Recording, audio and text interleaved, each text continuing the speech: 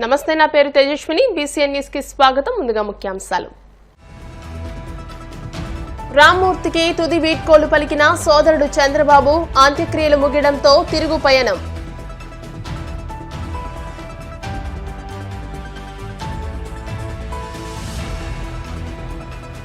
మహారాష్ట్ర అభివృద్ధి కోసం ఎన్డీఏ ప్రభుత్వం కృషి. ఓట్లు వేసి ఘన విజయం చేకూర్చాలన్న AP deputy CM Pawan Kalyan.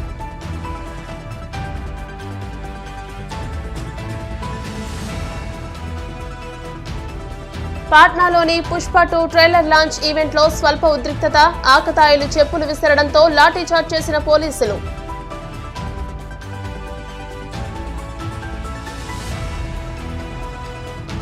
బరి తెగించిన గంజాయి స్మగ్లర్లు. అటవీ శాఖకు చెందిన 15 ఎకరాల భూమిలో గంజాయి సాగు. అనారోగ్యంతో మృతి చెందిన చంద్రగిరి మాజీ ఎమ్మెల్యే సీఎం చంద్రబాబు సోదరుడు నారా రామ్మూర్తి నాయుడి పార్థివ దేహానికి ఆదివారం మధ్యాహ్నం తిరుపతి జిల్లా నారావారిపల్లెలో అధికార లాంఛనాలతో అంత్యక్రియలు జరిగాయి. సీఎం చంద్రబాబు, మంత్రి లోకేష్ దంపతులు, నారా, నందమూరి కుటుంబాలకు చెందిన వారు పాల్గొని రామ్మూర్తికి తుది వీడ్కోలు పలికారు. మహారాష్ట్ర గవర్నర్ సిపి రాధాకృష్ణన్ సహా పలువురు రాజకీయ, సినీ ప్రముఖులు హాజరై నివాళులు అర్పించారు. అంత్యక్రియల అనంతరం సీఎం చంద్రబాబు, భువనేశ్వరి, కోడలు బ్రాహ్మణి, మనవడు దేవాంశ్ మరో విమానంలో వచ్చారు. వీరితో పాటు చంద్రబాబు సోదరి హైమావతి తదితరులు రామ్మూర్తి నాయుడి పార్థివ దేహంపై పుష్పగుచ్చాలుంచి నివాళులర్పించారు.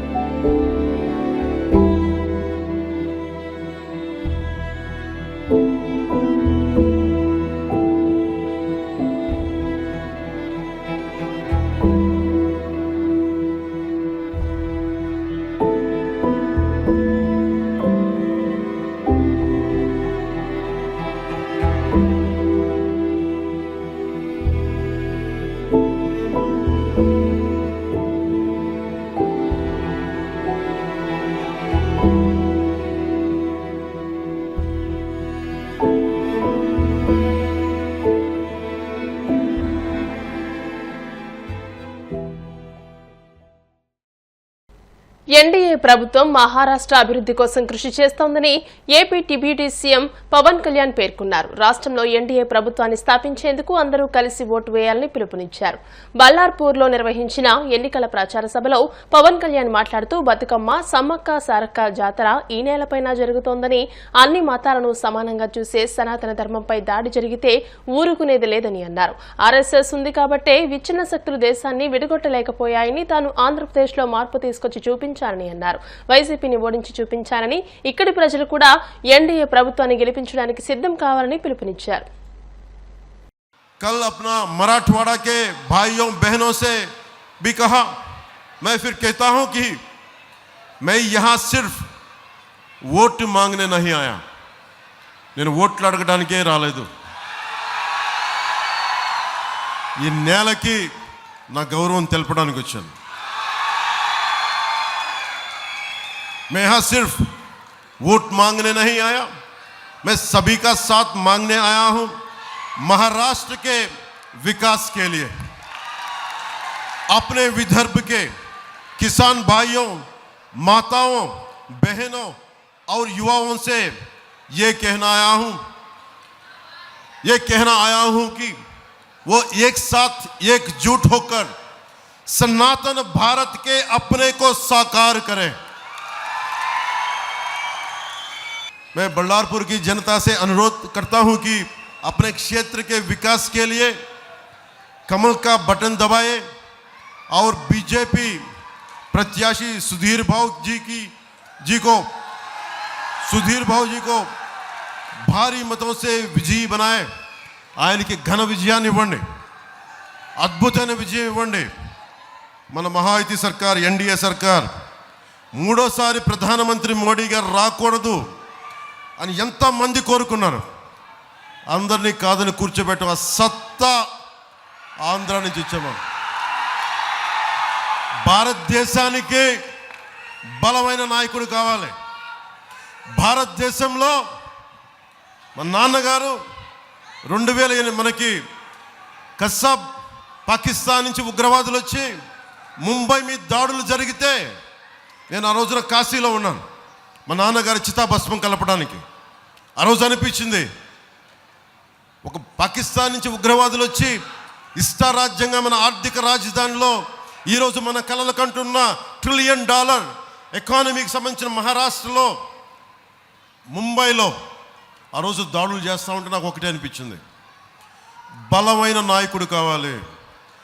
దేశం ఇన్ని కోట్ల మంది ప్రజల వెన్నెముకని ధైర్యంగా నిలబెట్టే నాయకుడు కావాలి. ఆ నాయకుడు నరేంద్ర మోడీ గారిలో కనిపించాడు నాకు. ఇప్పుడు ఉన్నాయా మీకు?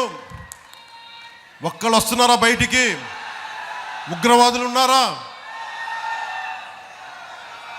అందుకు అభివృద్ధితో పాటు భారతదేశం బలహీనమైంది కాదు, బలమైన దేశం. అలాంటి బలమైన దేశం ఇంకొకసారి రావాలి. మహారాష్ట్రలో మన మహాయుతి సర్కార్ రావాలి. కాకినాడ రూరల్ మండలంలోని ఎన్నికలు జరగని 6 గ్రామాల పంచాయతీల అభివృద్ధికి నిధులు లేక కనీసం పారిశుద్ధ్య కార్మికులకు జీతాలు చెల్లించలేని స్థితి నెలకొనడంతో ఈ విషయాన్ని అసెంబ్లీలో చర్చించడం జరిగిందని కాకినాడ రూరల్ ఎమ్మెల్యే పంతం నానాజీ తెలియజేశారు. కాకినాడ గొడారిగుంటలోని రూరల్ ఎమ్మెల్యే నానాజీ నివాసంలో రమణయ్యపేట గ్రామ మాజీ సర్పంచ్ అడబాల రత్నప్రసాద్, మాజీ వార్డు సభ్యులు కేపీవి బాలాజీ, గ్రామ పెద్దలు, వాకర్స్ క్లబ్ సభ్యులతో కలిసి ఎమ్మెల్యే పంతం నానాజీకి కృతజ్ఞతలు తెలియజేశారు. ఈ సందర్భంగా ఎమ్మెల్యే పంతం నానాజీ, మాజీ సర్పంచ్ అడబాల రత్నప్రసాద్లు మీడియాతో మాట్లాడారు. ఈ కార్యక్రమంలో పితాని రాము, సతీష్, అడబాల సత్యనారాయణ తదితరులు పాల్గొన్నారు.